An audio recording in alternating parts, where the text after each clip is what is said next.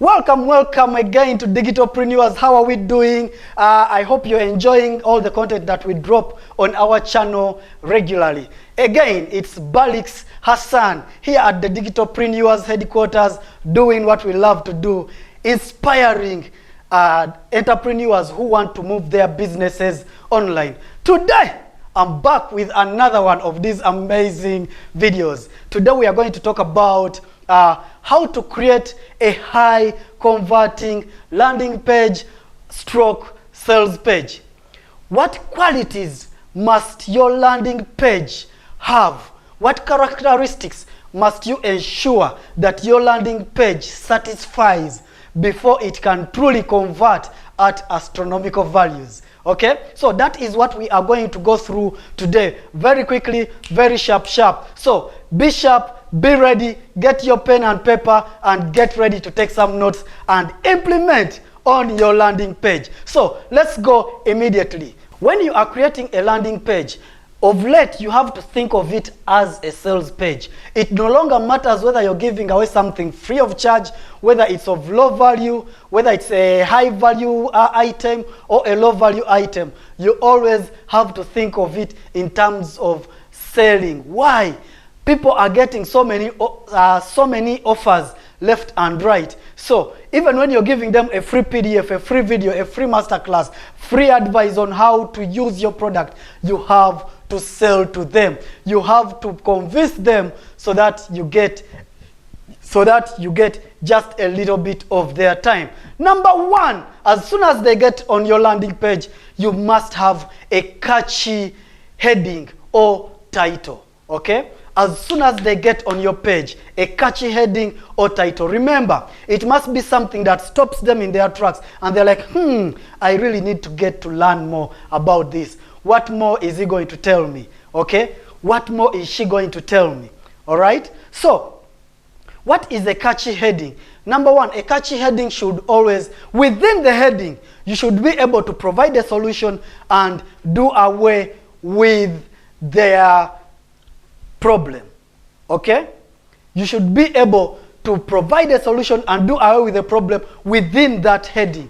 Okay? So, it should be something that when you're writing your heading, it should be something that is addressing a problem. It's providing a solution to your target market. If you remember in a previous video that we did, we talked about you having a niche. So when you're doing your landing page, does your title address that niche's problem? Always think about it. Okay? Also, another important tip before we leave this heading thing, does it invoke curiosity? Does the person say, I need to know more about this? Okay?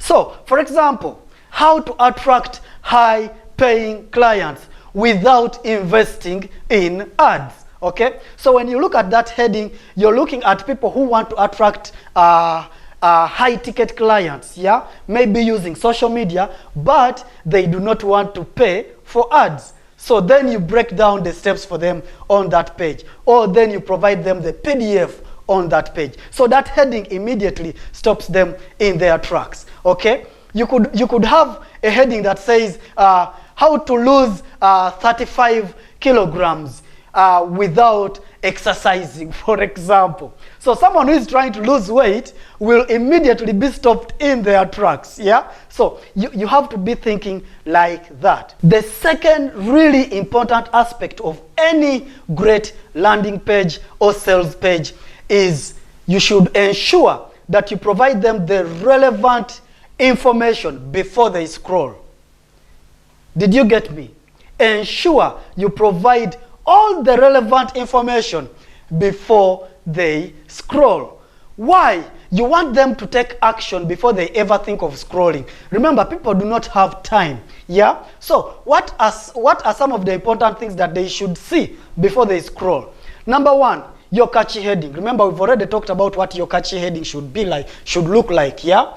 Number two, they should see the benefits of your product, service, free offer. Yeah? So what are the solutions, what are the benefits. So those benefits could be within the title or subtitle, or you could list them out before they scroll, okay? And then you should have the call to action before they scroll, okay? I have seen some pages where you look for the form to fill in your email address and name, and it's like on the third section. Make sure that the call to action, what I like to call to value, yeah? Call to value. Why? Call to action is, we shall address that down the road, yeah? So I like to use call to value instead of call to action. So make sure before they scroll, you already they already see the call to action. That could be the button or the form, okay? Yeah, so make sure before they scroll, every relevant information is available to them, okay? So we talked about call to action vis-a-vis call to value. What do you want to use? And what will give you better leverage in terms of getting people to opt into or to buy, to get your offer, yeah? Call to action is when you say, start now, okay? That's a call to action. Or log in now. That's a call to action. You're giving them an action to take, yeah? A call to value is when you tell them, watch video now. Get your free PDF now. You're giving them the thing that they came for, okay? Get your free masterclass here, okay? That is a call to value. You're giving them the value in that button or on that form. So as soon as they go to click the button, they are seeing that they are going to get the value. That increases your opt-in rates compared to subscribe now. Subscribe to what? You think about it. If it was you, subscribe to what? Yeah? Instead of saying subscribe now, tell them receive my newsletters now, or begin receiving the newsletters here. Yeah? So something within those lines. So that is the call to action vis-a-vis call to value. From that explanation, you can decide what you want to use on your pages. Okay? The other point is make sure you reduce the friction on your landing page stroke sales page. What do I mean by this? Have you been to a page where you click to subscribe and then it loads forever? Yeah? Within that time, people are going to lose interest and leave the page. Have you seen pages where you have to look for the opt-in form? That is, you're increasing the friction. Yeah? So to reduce the friction, I always recommend, instead of having a pop-up button, instead of having a pop-up form, why don't you have an embedded form on the page? Okay? If it's possible for you to have an embedded form on the page, I would rather you use that instead of having a button which then introduces a pop-up form. Okay? Why? We want to reduce as much stress as possible. Okay? Then as the other way of reducing friction is make sure that you immediately deliver what people are opting in for. Why? This improves trust rates. It also improves the next time someone comes to any other offer you may have, they will immediately have trust in you, trust in your offers. Yeah? So immediately deliver on your promise. Okay? I have seen situations where you sign in, you opt in to get something, let us say a masterclass, and then you have to go to a library, and then that library you have to go to another system, and then that's when you go to a category, and then from the category you go to the class. That is a lot of steps. You will lose people. They will not access the value that you're trying to give them. Okay? So make sure you reduce the friction there. Okay? Then the other thing that you can do to increase opt-in rates, to improve the conversion of your pages, is you can have a demo of how your product or service works. Okay? So let us assume you are you are giving them maybe a masterclass. You could have a few screenshots of how to access the masterclass 1, okay?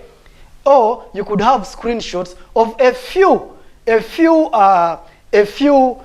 maybe pages within that masterclass. Have you been to those landing pages where it's a demo of an app, yeah, an application or a software, and then there is a GIF, an animated GIF, where they are showing you how to use the application once you download it? So if you can have a demo, if it's possible for you to have a demo on your page, then you can as well use that. Why? It will increase your conversions, okay? Now, the other important thing that I'm sure you have seen countless times, yeah, is always have success stories on the landing page, okay? Have some testimonials there, some people who have used your product or service and are raving about it, okay? Why? As people, as a society, we have the crowd mentality. We like to know that someone else has used the product, someone else has benefited from it. So we always love to use something that has been proven to have worked by someone else. That's why when you go to Amazon, you'll find that on a product, they always put customer reviews. It's not by accident, it's intentional. Why? It works.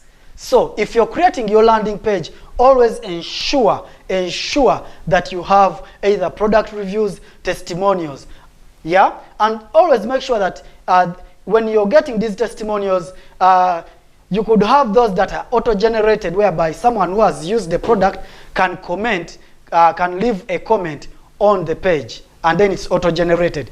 Or you can request from people, who have accessed your product to send you some reviews so that you put them on your website or landing page. Then you can also address rejections, yeah, beforehand. I'm sure you know some of the rejections people have towards your service or product. It's too expensive. What if it doesn't work? How do I know that it will not crash my business? How healthy is it? Is it a GMO? Yeah, so be sure to address that beforehand. Why? Once you get rid of as many rejections as possible, then you increase the chances of someone opting in or getting that product from you. It's that simple. Then always give more of benefits instead of features.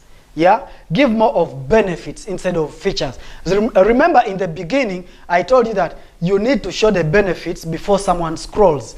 Now, what's the difference between a benefit and a feature? A feature states what is in the program, what is on the product. For example, you could be selling a laptop. Let us say you could be selling a laptop. So the features would be it has 16 gigabyte RAM. It has an iCore 7 processor. It has 4 terabytes of hard disk space. Yeah, it comes in black. Those are features. Yeah, the benefits. It will help you. Process your videos much faster.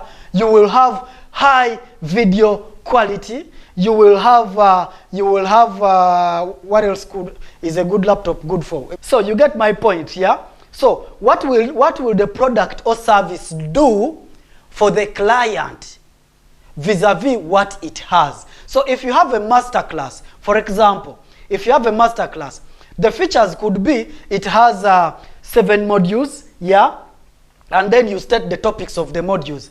The benefits, it will help them cut their weight in 7 weeks. It will give them better ingredients to use in their foods instead of GMOs.